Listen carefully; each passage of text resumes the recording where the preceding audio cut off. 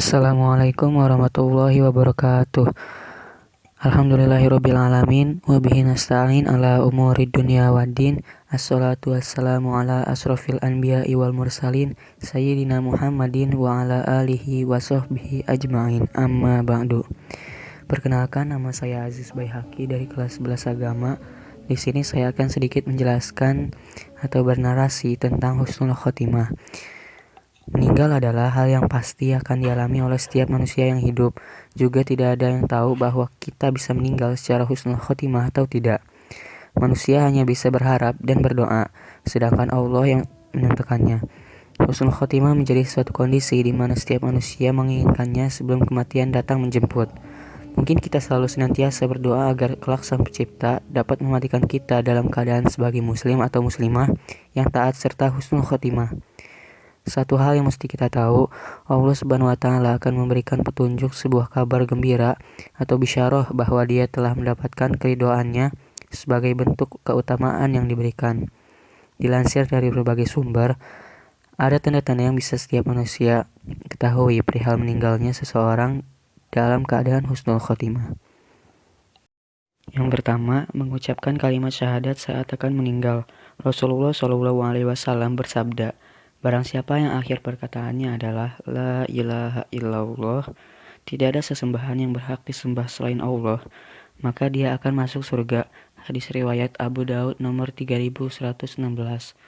Yang kedua, meninggal dunia pada malam dan hari Jumat. Tidaklah seorang muslim meninggal pada hari dan malam Jumat, melainkan Allah akan menjaganya dari fitnah atau siksa kubur. Hadis riwayat Ahmad dan Tirmizi nomor 1074.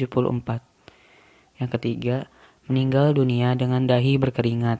Dari Ibnu Buraidah dari ayahnya bahwa ia berada di Khurasan, ia menjenguk saudaranya yang sedang sakit. Ia menemuinya tengah sekarat dan dahinya berkeringat. Ia berkata, Allahu Akbar. Aku mendengar Rasulullah SAW bersabda, orang mukmin meninggal dunia dengan mengeluarkan keringat di dahinya. Hadis riwayat Ahmad. Yang keempat, meninggal dunia karena wabah atau sampar.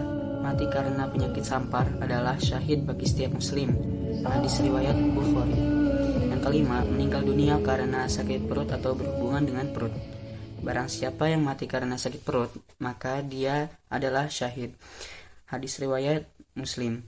Yang keenam, meninggal karena wanita yang meninggal saat melahirkan. Terbunuhnya seorang muslim terhitung syahid. Kematian karena wabah tahun itu terhitungnya syahid. Kematian karena sakit perut terhitung syahid. Kematian karena tenggelam terhitung syahid. Dan seorang wanita yang mati karena melahirkan anaknya terhitung syahid. Hadis riwayat Ahmad. Yang ketujuh, meninggal dalam suatu urusan di jalan Allah Subhanahu wa Ta'ala. Allah Subhanahu wa Ta'ala berfirman dalam Quran surat Ali Imran ayat 169 sampai 171 yang artinya, janganlah kamu mengira bahwa orang-orang yang gugur di jalan Allah itu mati. Bahkan mereka hidup di sisi Tuhannya dengan mendapat rezeki. Mereka dalam keadaan gembira disebabkan karunia Allah yang diberikannya kepada mereka, dan mereka bergirang hati terhadap orang-orang yang masih tinggal di belakang, yang belum menyusul mereka, bahwa tidak ada kekhawatiran terhadap mereka, dan tidak pula mereka bersedih hati. Mereka bergirang hati dengan nikmat dan karunia yang besar dari Allah, dan bahwa Allah tidak menyia-nyiakan pahala orang yang beriman. Yang kedelapan, meninggal karena runtuhan bangunan dan mati tenggelam. Orang yang mati syahid itu ada 5. Orang yang meninggal karena penyakit taun, sakit perut, tenggelam, orang yang kejatuhan bangunan atau tebing, dan meninggal di jalan Allah. Hadis riwayat Bukhari. Itulah kedelapan tanda orang-orang yang meninggal secara husnul khotimah. Cukup sekian dari saya, kurang dan lebihnya mohon maaf. Billahi taufiq wal hidayah. Wassalamualaikum warahmatullahi wabarakatuh.